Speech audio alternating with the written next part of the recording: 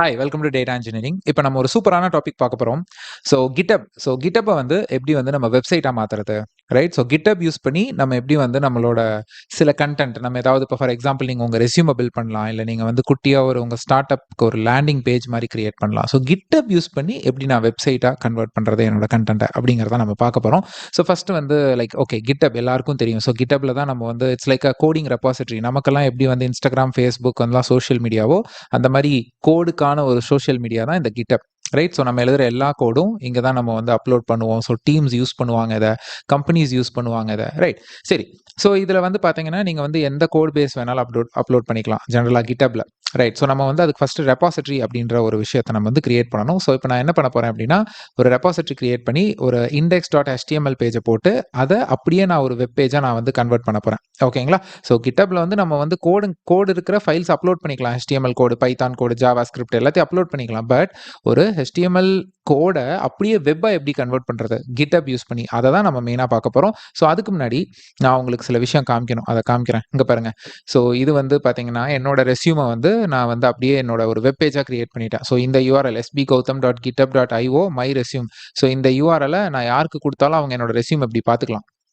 Simple CSS and HTML வச்சு தான் நான் இதை பண்ணியிருக்கேன். ஓகேங்களா? ஸோ இப்போ இதை வந்து நான் என்னோட ரெஸ்யூம்லையும் போட்டுக்கலாம் இல்லையா? ஸோ என்னோட போர்ட்ஃபோலியோ வந்து ஒரு வெப்சைட்டாக பில்ட் ஆயிடுச்சு. இப்போ நான் CSV டேட்டா அனலைசர்னு ஒன்று கிரியேட் பண்ணியிருக்கேன். இதை ரெஃப்ரெஷ் பண்ணுறேன் பாருங்கள். ஸோ நான் ஏதாவது ஒரு CSV அப்லோட் பண்ணலாம். இப்போ ஃபார் எக்ஸாம்பிள் சூஸ் ஃபைல் அப்படின்னு கொடுத்து, ஸோ நான் வந்து ஒரு சாம்பிள் CSV ஃபைல் கொடுத்தேன்னா அது எனக்கு இந்த மாதிரி பார் சார்ட்ஸ் கிரியேட் பண்ணி கொடுத்துரும். ஸோ இதுவும் நான் கிட்டப் யூஸ் பண்ணி பண்ணாதான். இங்கே பாருங்கள், sbgautam.github.io my data visualize data wish -site. Okay. So அவ்வளோதான். ஸோ இப்போ என்னோட ப்ராஜெக்ட்டை கூட இந்த மாதிரி டேட்டா விசுவலைசேஷன் ப்ராஜெக்ட்டை கூட என்னால் வந்து இப்படி வெப்சைட்டாக பில்ட் பண்ண முடியும். அண்ட் இது மட்டும் கிடையாது. இப்போ உங்கள்கிட்ட ஒரு கஸ்டம் டொமைன் இருக்குன்னு வச்சுக்கலாம். ஃபார் எக்ஸாம்பிள் என்கிட்ட ஒரு கஸ்டம் டொமைன் இருக்குது. ஓகேங்களா? ஸோ இப்போ இங்கே பார்த்தீங்கன்னா தெரியும். ஸோ நான் வந்து GoDaddyல போயிட்டு நான் ஒரு கஸ்டம் டொமைன் வாங்கியிருக்கேன், datajob.in அப்படின்னு சொல்லிட்டு. ஸோ இந்த datajob.in அப்படிங்கிற இந்த டொமைன் என்னோடது. ஸோ இதையும் நீங்கள் என்ன பண்ணலாம்னா, உங்கள் கிட்டப் பேஜ் வந்து இப்போ நான் உங்களுக்கு காமிச்சது எல்லாமே பார்த்தீங்க அப்படின்னா இது வந்து github.io உங்கள் நேம் எல்லாம் வருது. பட் இது வந்து என்னோட கஸ்டம் டொமைனாக பண்ண முடியுமா அப்படின்னா, எஸ் யூ கேன் டூ. இங்கே பாருங்கள், அதுவும் நான் காமிக்கிறேன். அப்போவே நான் காமிச்சேன் இல்லையா, அந்த என்னோட ரெஸ்யூம் அதை பாருங்கள், datajob.inன்னு சொல்லிட்டு இந்த வெப்சைட்டில் நான் கனெக்ட் பண்ணிட்டேன். அவ்வளோதான். ஸோ அதே மாதிரி ஒரு ரெபாசிட்டரி கிரியேட் பண்ணி கிட்டப்பில் அதை என்னோட கஸ்டம் டொமைனுக்கும் நான் கனெக்ட் பண்ணிட்டேன். That's all, right? ஸோ இந்த மாதிரி என்னெல்லாம் பண்ணலாம் அப்படிங்கிறத நான் உங்களுக்கு ஃபஸ்ட்டு கடைசியாக காமிக்கிறேன். பட் இப்போ பண்ண இந்த 3 விஷயத்தையும் நான் இப்போ உங்களுக்கு காமிச்ச இந்த 3 வெப்சைட்ஸையும் எப்படி பண்ணுறதுங்கிறத நான் ஃபஸ்ட்டு காமிச்சிடறேன். பட் அதுக்கு முன்னாடி ஒரு சின்னதாக நம்ம ஸ்டார்ட் பண்ணுவோம். இந்த மாதிரி பெரிய பெரிய விஷயங்கள் எதுவும் பண்ண வேணாம், சின்னதாக ஸ்டார்ட் பண்ணுவோம். ஸோ நான் ஜஸ்ட் என்னோட கிட்டப் பேஜ் போகிறேன்.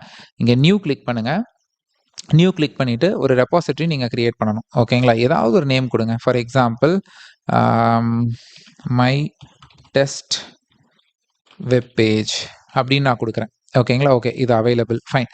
சரி, இப்போ இந்த ரெபாசிட்டரியை நம்ம கிரியேட் பண்ணிடலாம். ஓகேங்களா?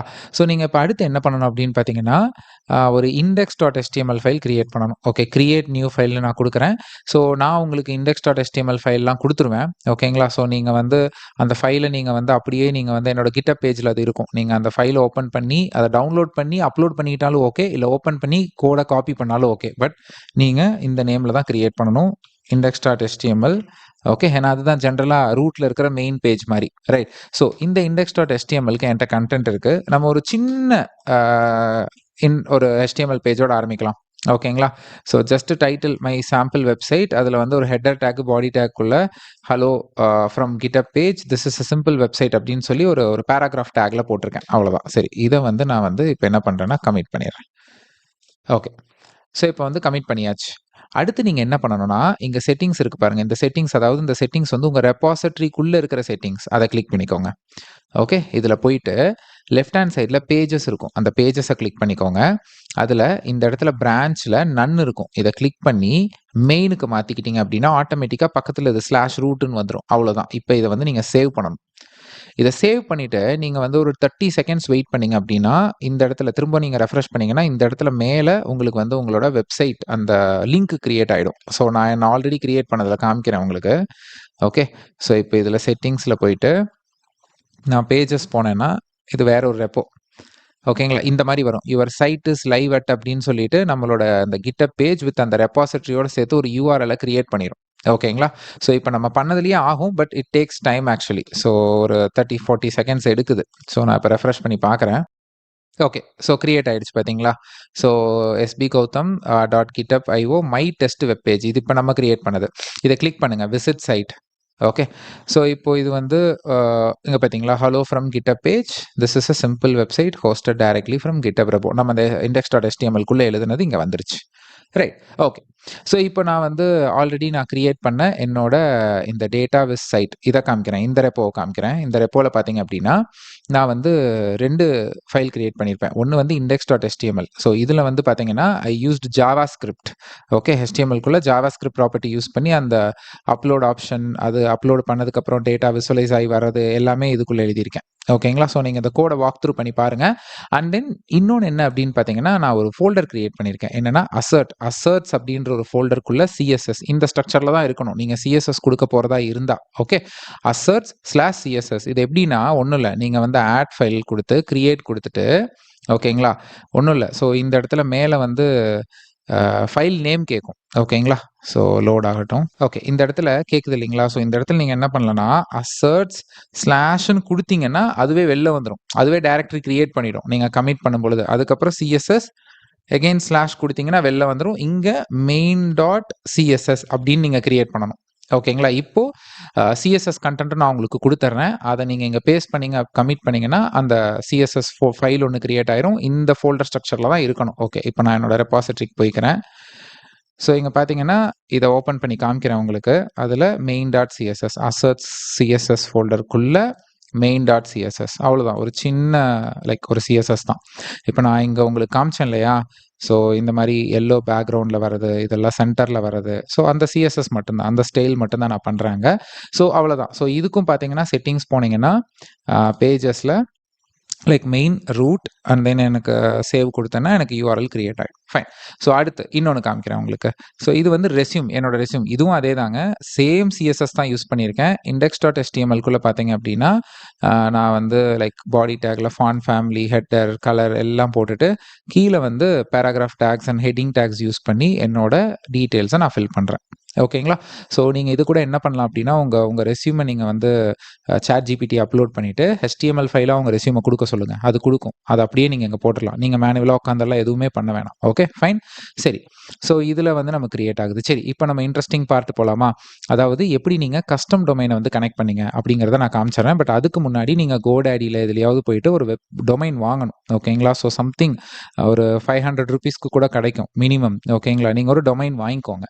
ஸோ டொமைன் வாங்கிட்டு மேபி உங்கள் நேமை கூட டொமைனாக வாங்கிக்கோங்க. இப்போ நான் gautham.sb.com.in ஸோ அந்த மாதிரி நீங்கள் வாங்கிக்கலாம். இதர் காம் வாங்கிக்கலாம், இல்லை .in வாங்கிக்கலாம். .in சீப்பாக இருக்கும். ஓகேவா?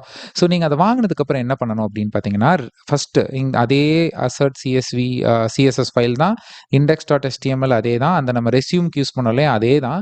ஆனால் நீங்கள் ஒன்று சி நேம்னு ஒன்று கிரியேட் பண்ணணும். இந்த சி நேமை கிளிக் பண்ணிங்கன்னா அதுக்குள்ளே உங்களோட இந்த வெப்சைட் நேம் கொடுத்துடணும். அவ்வளோதான். data.job.in ஒரு சி நேம்னு ஒரு ஃபைலு, அதுக்குள்ளே இது. இதுக்கப்புறம் நீங்கள் என்ன பண்ணணும் அப்படின்னு பார்த்தீங்கன்னா உங்கள் செட்டிங்ஸ் போனீங்க அப்படின்னா நீங்கள் பேஜஸில் போயிட்டு இங்கே பார்த்தீங்கன்னு வச்சுக்கோங்களேன். நம்ம என்ன பண்ணோம், நம்ம வந்து மெயின் ரூட்டெல்லாம் சூஸ் பண்ணோம்லே அதெல்லாம் சூஸ் பண்ணிடுங்க. கீழே கஸ்டம் டொமைன் சொல்லிட்டு ஒரு ஆப்ஷன் இருக்கும். அங்கே நீங்கள் உங்கள் டொமைன் நேமை கொடுக்கணும். ஆக்சுவலாக நீங்கள் கொடுக்க தேவையில்லை, அதுவாகவே எடுத்துக்கும். நீங்கள் சி நேம் போட்டுட்டீங்க அப்படின்னா அதுவாகவே எடுத்துக்கும். பட் இல்லைன்னா இங்கே வந்து நீங்கள் கொடுக்கணும், சி நேமும் கொடுக்கணும். இங்கே அவ்வளோதான். இங்கே இவ்வளோ தாங்க, முடிஞ்சு போச்சு. ஓகே. அடுத்து நீங்கள் என்ன பண்ணணும்னா உங்கள் GoDaddyயோ இல்லை நீங்கள் எந்த செல்லர் கிட்ட நீங்கள் வாங்கியிருக்கீங்களோ அவங்களோட இதுக்கு போய்க்கோங்க. ஸோ நீங்கள் என்ன பண்ணுங்கன்னா ஓகே, நான் வந்து என்னோட ப்ராடக்ட்ஸுக்கு போய்க்கிறேன். Manage my products. Okay. So manage my products போனீங்க அப்படின்னா உங்களோட எல்லா ப்ராடக்ட்ஸும் வரும். ஓகே. அதில் எனக்கு இந்த data.job.in இல்லையா? ஸோ இதுதான். என்கிட்ட நிறைய டொமைன்ஸ் இருக்குது. அதில் இதுதான். இதில் இந்த டிஎன்எஸை கிளிக் பண்ணணும். ஓகேங்களா? ஸோ டிஎன்எஸை கிளிக் பண்ணிவிட்டு அதில் நீங்கள் என்ன பண்ணணும் அப்படின்னு பார்த்தீங்கன்னா ஆட் நியூ ரெக்கார்டுன்னு இருக்கு இல்லையா? ஸோ இதை கிளிக் பண்ணணும். இதை கிளிக் பண்ணிங்கன்னா இந்த மாதிரி ஒன்று கிரியேட் ஆகும். இதில் ஏவை சூஸ் பண்ணணும். அப்புறம் இங்கே அட்டு போடணும். இங்கே நான் கொடுக்குற ஐபி அட்ரஸை இங்கே நீங்கள் பேஸ்ட் பண்ணணும். ஓகேங்களா? இந்த மாதிரி 4 ரெக்கார்டை கிரியேட் பண்ணணும். நான் பண்ணியிருக்கேன் பாருங்கள். நான் அதை காமிக்கிறேன் உங்களுக்கு. ஓகே. ஸோ இதுதான் 4 ரெக்கார்டு கிரியேட் பண்ணணும். எல்லாத்துலேயும் வந்து நீங்கள் பார்த்தீங்கன்னா அட்டு போடணும். அதுக்கப்புறம் இந்த ஐபி ஓகேங்களா? இந்த ஐபியை நீங்க அப்படியே யூஸ் பண்ணுங்க. இந்த ஐபி எல்லாம் GitHubஓட அஃபிஷியல் ஐபிஸ் அவங்க குடுக்குறது தான். ஓகே. இது எல்லாருக்கும் சேம் தான். உங்களுக்கும் சேம் தான். எனக்கும் சேம் தான். ஓகே. ஸோ இந்த ஐபிஸ அப்படியே நீங்க போடுங்க. போட்டு இந்த 4 ஐபி போட்டு 4 ரெக்கார்டு கிரியேட் பண்ணி சேவ் பண்ணிடுங்க. முடிஞ்சு போச்சு. அவ்வளோதாங்க. ஸோ இத பண்ணிட்டீங்க அப்படின்னா, ஆட்டோமேட்டிக்கா நீங்க வந்து நான் என்னோட இன்டர்நெட் எக்ஸ்ப்ளோரர் எட்ஜ்ல தான் ஓப்பன் பண்ணியிருந்தேன். ஓகே. அவ்வளோதான். datajob.in நான் ரெஃப்ரெஷ் பண்றேன். Okay. So I can able to see my resume. So இது அப்படியே தான் இருக்கும். நீங்க கூட இப்ப datajob.in போட்டு பார்த்தீங்கன்னா வரும். நான் இப்போதைக்கு இந்த டொமைன வேற எதுக்கும் யூஸ் பண்ணல. இதுக்கு தான் யூஸ் பண்ணிட்டு இருக்கேன். ஸோ நீங்க யூஸ் பண்ணீங்க நீங்க லாகின் பண்ணீங்கன்னா கூட இந்த வெப்சைட் என்னோடத நீங்க பார்த்துக்கலாம். ஓகேங்களா? ஸோ இது தவிர நீங்க என்னலாம் பண்ணலாம் அப்படிங்கிறது வந்து பார்த்தீங்கன்னா, நான் ஒரு டாக்குமெண்ட் போட்டு வச்சிருக்கேன். ஓகேங்களா? ஸோ நீங்க லைக் ஐடியாஸ் லைக் நீங்க வந்து போர்ட்ஃபோலியோ, ரெஸ்யூம் வெப்சைட்ஸ் பில்ட் பண்ணிக்கலாம். அதே மாரி project documentations and sites, blog எழுதலாம். ஸ்டாட்டிக் சைட்டா, இல்ல interactive JavaScript based tools, calculator, இல்ல code playgrounds, data visualiser இத தான் இப்ப நம்ம பண்ணோம். அதே மாரி சார்ட்ஸ் அண்ட் டேஷ்போர்ட்ஸ் எல்லாம் பில்ட் பண்ணலாம். சிங்கிள் பேஜ் அப்ளிகேஷன் SPAன்னு சொல்லுவாங்க. அதெல்லாம் நீங்க கிரியேட் பண்ணலாம். கஸ்டம் டொமைன் வெப்சைட்ஸ் இப்ப நம்ம கஸ்டம் டொமைன் ஆட் பண்ணோம் இல்லையா? அந்த மாரி. அதே மாரி கிளையன்ட் சைடு APIs அதாவது இப்ப நீங்க வந்து யூடியூப் எம்பெட் பண்ணலாம்.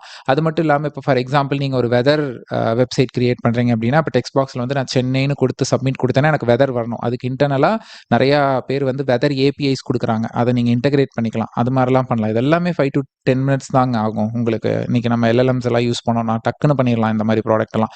அடுத்து நீங்க local storage or index DB use பண்ணலாம். இது ஒண்ணும் இல்லைங்க. இது 2மே வந்து ப்ரௌசர்ல இருக்கிற ஒரு கான்செப்ட். அதாவது உங்க கிளையன்ட் சைடு அதாவது உங்க வெப்சைட்ட ஒருத்தர் யூஸ் பண்றாரு இல்லையா? இப்ப நீங்க பில்ட் பண்ண வெப்சைட்ட நான் லாகின் பண்ணி பார்த்தேன்னா, நான் தான் கிளையன்ட். கிளையன்ட்டோட ப்ரௌசர்ல டேட்டா வந்து 5 MBக்கு ஸ்டோர் பண்ண வைக்க முடியும். ஸோ அந்த மாரி கூட நீங்க டேட்டா ஸ்டோரேஜ்க்கு இது 2யும் யூஸ் பண்ணலாம். ஆனா 5 MB தான் மேக்ஸிமம். எய்தர் இது இல்லன்னா இது நீங்க யூஸ் பண்ணலாம்.